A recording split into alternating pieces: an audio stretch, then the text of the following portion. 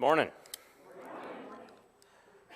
So last week, Pastor Katie shared her story of how she learned to be generous.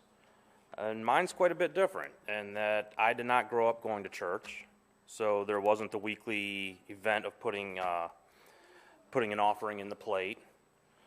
I learned generosity a little bit of time from many different people. A little bit from my parents, a little bit from grandparents, aunts, uncles, other family members, friends, co-workers, and everyone here at Holy Trinity. In fact, I really never gave a whole lot of thought about generosity until Christy and I became members here, and I started seeing firsthand what kind of amazing things can be accomplished through people's generosity. In the Bible story of the feeding of the 5,000, which only counted men, so you can imagine that was probably actually up to 10,000 or more.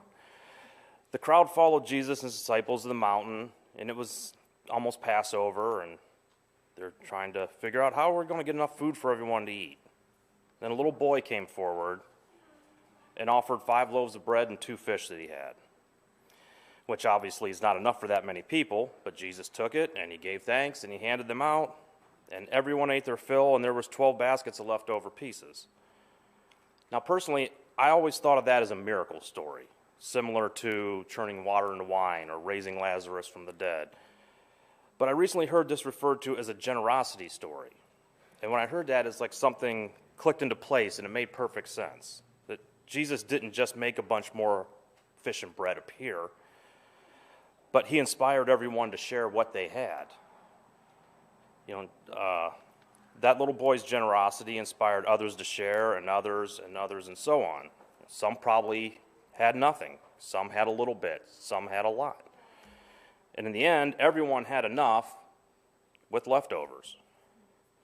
Generosity multiplies, and incredible things can be accomplished in the world, and it doesn't require a miracle, just a little bit of generosity.